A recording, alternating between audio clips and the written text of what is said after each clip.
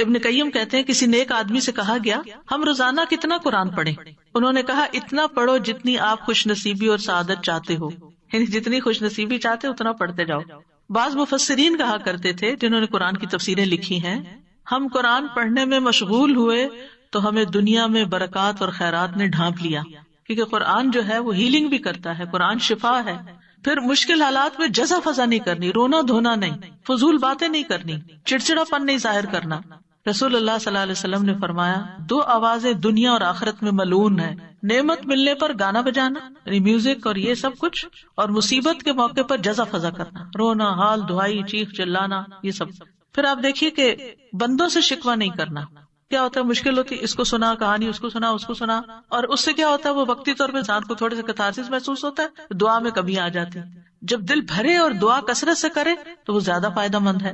رسول اللہ صلی اللہ علیہ وسلم فرماتے ہیں کہ اللہ تعالیٰ نے فرمایا جب میں اپنے مومن بندے کو آزماتا ہوں اور وہ تیمارداری کرنے والوں کے سامنے میرا شکوہ نہیں کرتا، یعنی بیمار ہوتا ہے تو اللہ کی شکایت نہیں کرتا، تو میں اس کو اپنی قید سے آزاد کر دیتا ہوں، اس کے پہلے گوشت کے عوض بہترین گوشت عطا کرتا ہوں، اور اس کے پہلے خون کے بدلے بہترین خون عطا کرتا ہوں، اور وہ اثر نو پھر عمل کرنا شروع کر دیتا ہے۔ پھر مشکل حالات میں کمزوری نہیں دکھانی چاہیے، کمزور نہیں پڑنا چاہیے مشکل کے آگے، کیونکہ اللہ والے ایسے ہی ہوتے ہیں۔ وَكَأَيٍّ مِّن نَّبِيٍّ قَاتَلَ مَعَهُ رِبِّيُّونَ كَثِيرٌ فَمَا وَهَنُوا لِمَا أَصَابَهُمْ فِي سَبِيلِ اللَّهِ وَمَا ضَعُفُوا وَمَا اسْتَكَانُوا، نہ وہ کمزور پڑے، نہ ہمت ہاری، نہ دبے، اور اللہ صبر کرنے والوں سے محبت کرتا ہے۔ پھر یہ کہ تکلیف کے وقت بھی نعمتوں پہ نظر رکھ کے ان کا شکر ادا کرتے جانا، یعنی بجائے اس کے کہ تکلیف کا ذکر کرتے رہنا، اس کے بجائے اللہ نے یہ بھی دیا، اللہ نے یہ بچایا، اللہ نے یہ احسان کیا ہے، اس کا زیادہ ذکر کرنا۔ مثلا کسی کا کوئی فوت ہو گیا، کچھ لوگوں کے پاس آپ تعزیت کے لیے جاتے ہیں نا تو وہ بہت مایوسی کی باتیں کرتے رہتے ہیں، یہ چلا گیا، اس کا کیا ہوگا، فلاں کیا ہوگا، فلاں فلاں۔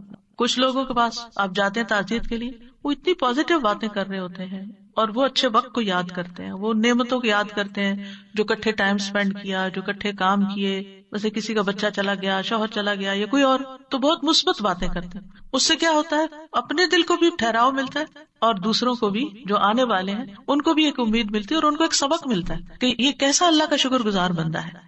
اللہ تعالیٰ کا فرمان ہے لئن شکرتم لازیدنکم، تم شکر ادا کرو گے اور نعمتیں دوں گا، اور اگر تم نے ناشکری کی تو جو ہیں وہ بھی چلی جائیں گی۔ مصیبت پہ 4 باتوں پہ شکر کرنا چاہیے، کوئی مصیبت اور تکلیف ہو تو 4 چیزوں پہ شکر۔ نمبر 1، شرح کہتے ہیں جب مصیبت لاحق ہوتی ہے مجھے تو میں اس پہ 4 بار اللہ کا شکر ادا کرتا ہوں۔ میں اس بات پہ شکر ادا کرتا ہوں کہ مجھے اس سے بڑی مصیبت لاحق نہیں ہوئی، اس سے بڑی بھی ہو سکتی تھی۔ میں اس بات پہ شکر ادا کرتا ہوں کہ اس نے مجھے صبر عطا کیا، یعنی اللہ نے مجھے صبر دیا، اس پہ بھی شکر۔ پھر کہتے ہیں میں اس بات پہ اللہ کا شکر ادا کرتا ہوں کہ اس نے مجھے انا للہ و انا الیہ راجعون کہنے کی توفیق عطا کی، کیونکہ اس طرح میں ثواب کی امید رکھتا ہوں۔ اولئک علیہم صلوات من ربہم ورحمہ واولئک هم المہتدون، ساتھ ہی اللہ تعالیٰ کی طرف سے بشارتیں۔ میں اس بات پر شکر ادا کرتا ہوں کہ یہ مصیبت میرے دین میں واقع نہیں ہوئی۔ پھر اسی طرح یہ کہ آپ پر مشکل آئی ہے، آپ دوسروں کی مشکلات حل کریں، دوسروں کے کام کے بن جائیں، دوسروں کی مدد کریں۔ جس نے کسی مومن سے دنیا کی تکلیفوں میں سے کسی تکلیف کو دور کیا، اللہ اسے قیامت کے دن کی تکلیفوں میں سے کسی تکلیف کو دور کر دے گا۔ جس نے تنگ دست پہ آسانی کی، اللہ اس پر دنیا اور آخرت میں آسانی کرے گا۔ جو کسی مسلمان کی پردہ پوشی کرے گا، اللہ اس کی دنیا اور آخرت میں پردہ پوشی کرے گا۔ اللہ اس وقت تک بندے کی مدد میں ہوتے ہیں جب تک وہ بندہ اپنے بھائی کی مدد میں لگا رہتا ہے۔ پھر دعاؤں کی کثرت، فرمایا لوگوں میں سب سے عاجز وہ ہے جو دعا میں عاجز ہے، دعا نہیں کرتا۔ اور خوشحالی اور آسودگی میں زیادہ دعائیں کرنی چاہیے، ذکر کی کثرت کر دینی چاہیے، کیونکہ ذکر کی وجہ سے اللہ تعالیٰ مشکل کو آسان کر دیتا ہے، تنگی کو آسانی میں بدل دیتا ہے، مشقتیں کم ہو جاتی ہیں۔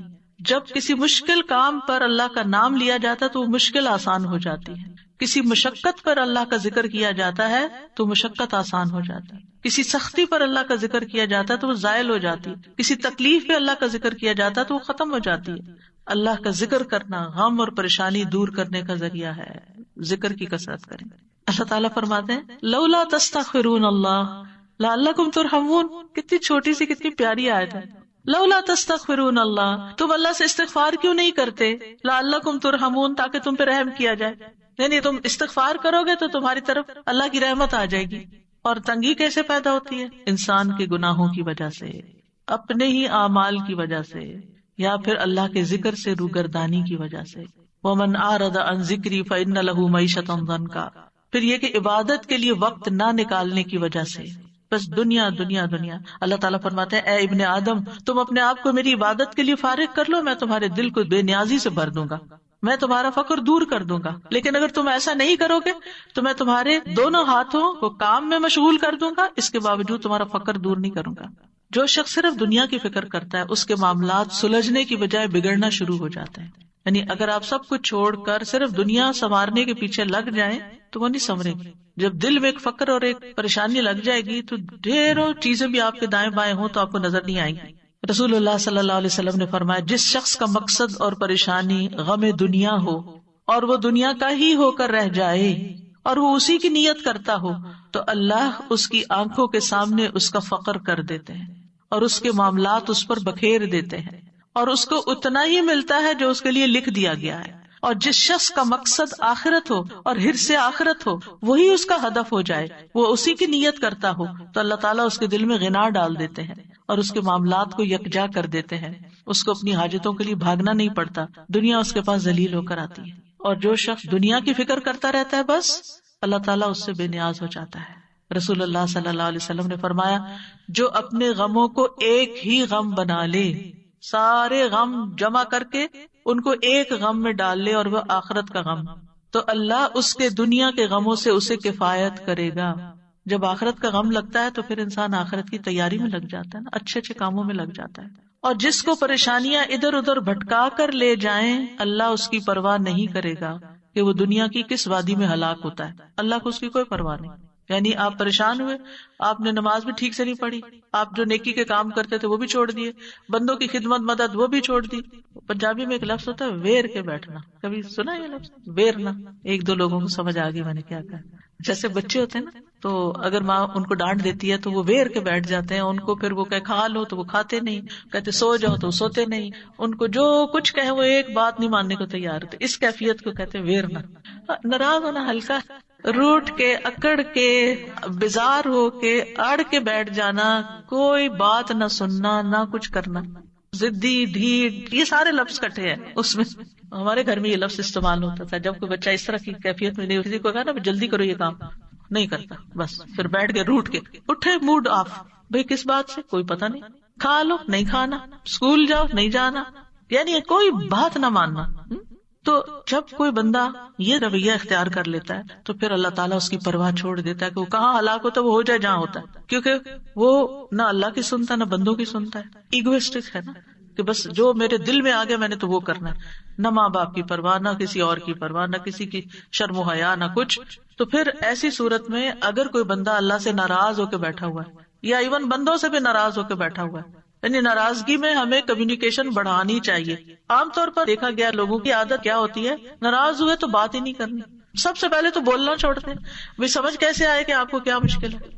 وہ کہتے ہیں خود ہی بوجھو. بھئی کیسے بوجھیں؟ ہمیں کوئی غیب کا علم ہے؟ ہمیں نہیں معلوم کہ مزاج شریف پہ کیا چیز ناگوار گزر گئی.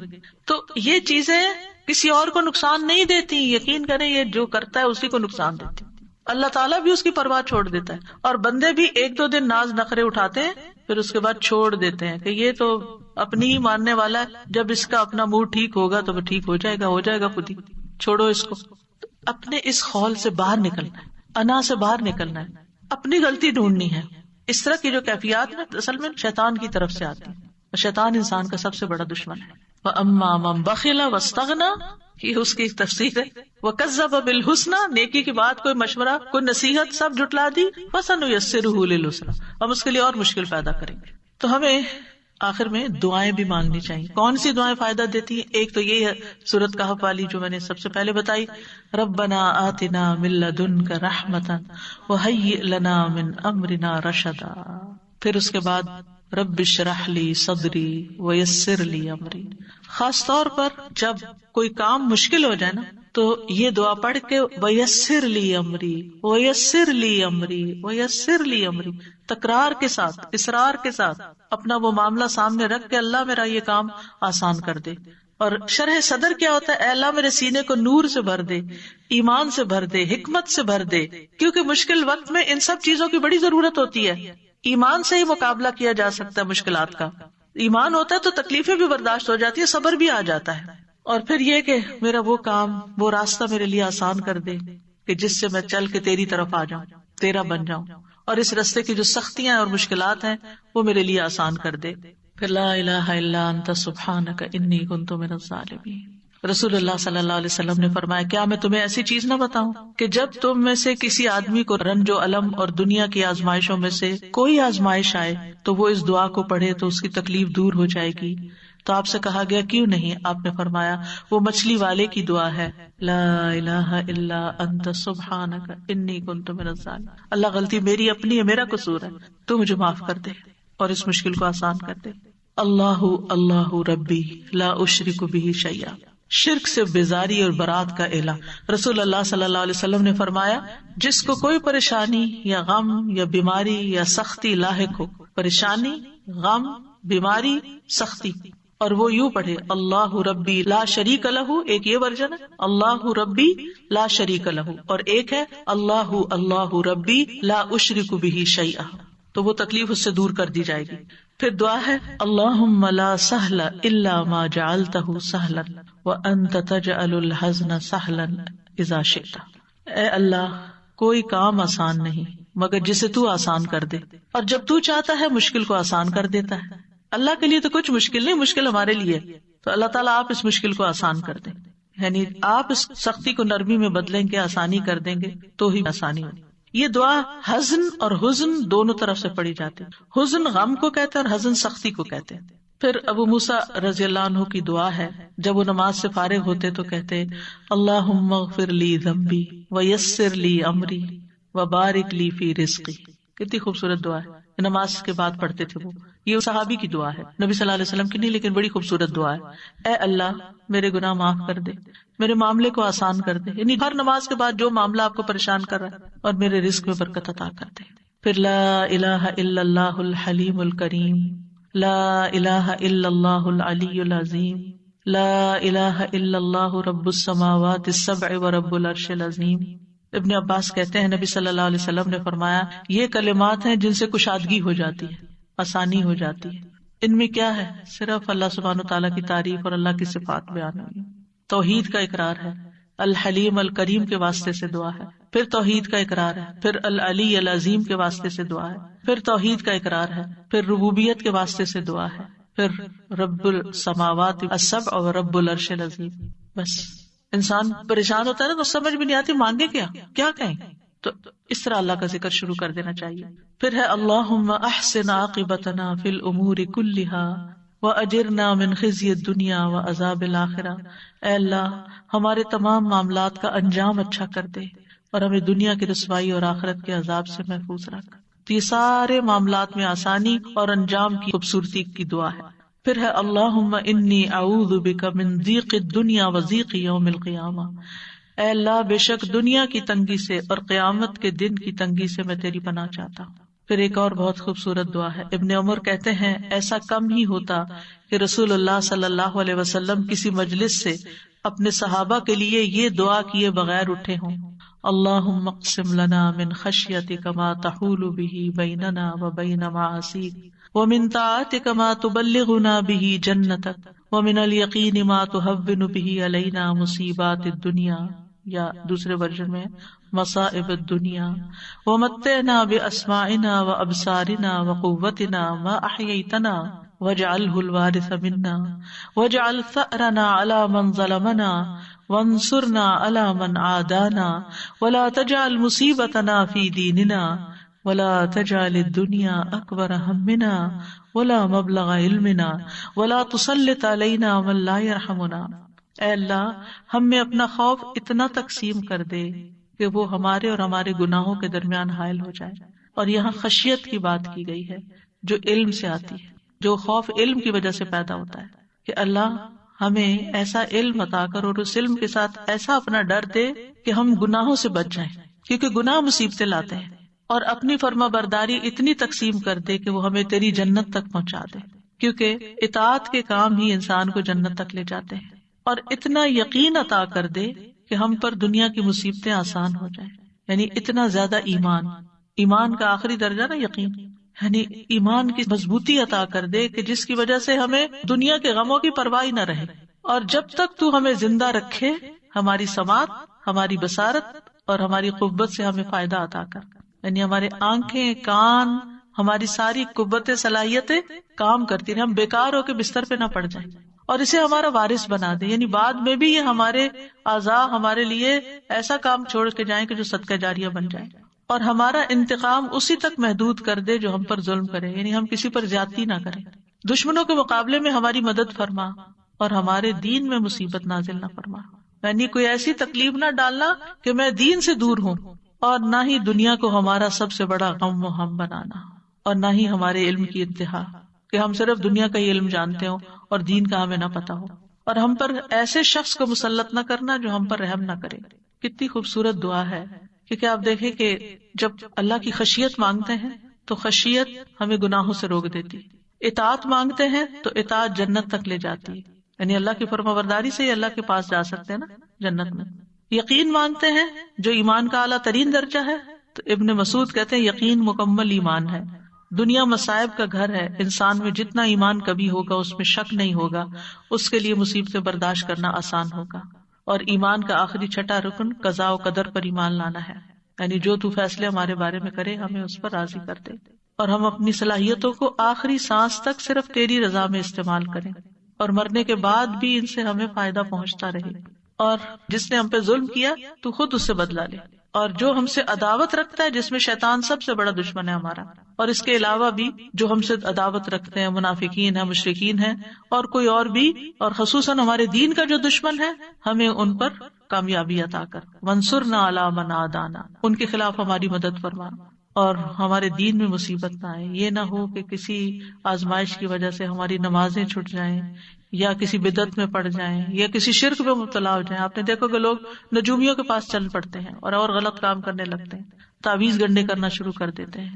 تو اللہ تعالیٰ ہمیں دین کے معاملے میں کسی آزمائش میں مبتلا نہ کرنا، یا یہ کہ دین کا وہ کام جو ہم کر رہے ہیں کسی ایسی آزمائش میں نہ ڈالنا کہ ہم نیکی اور خیر اور بھلائی کے کاموں میں پیچھے رہ جائیں، اور دنیا کو ہمارے علم کا منبع نہ بنا دینا. یعنی ہم دین کا رستہ چھوڑ کے صرف دنیا کے نہ ہو کے رہ جائیں، اور ہمارے اوپر کسی ایسے حکمران کو مسلط نہ کرنا کہ جو ہم پر رحم نہ کرے. اور صرف حکمران ہی نہیں، کسی بھی معاملے میں، مثلاً آپ کسی ظالم ڈاکٹر کے حوالے نہ ہمیں کرنا کہ وہ ہم پہ رحم نہ کرے اور ہمارا غلط علاج کرے، یا کسی ظالم استاد کے حوالے نہ کرنا کہ وہ سکھانے سے زیادہ ہم پر سختی کرے. تو زندگی کے ہر معاملے میں آسانی کے لیے یہ بہترین دعا ہے، اور اسے اپنی دعاؤں کا معمول بنانا چاہیے. وآخر دعوانا ان الحمد للہ رب العالمین. سبحانک اللہم وبحمدک، اشہد ان لا الہ الا انت، استغفرک واتوب الیک. السلام علیکم ورحمۃ اللہ وبرکاتہ.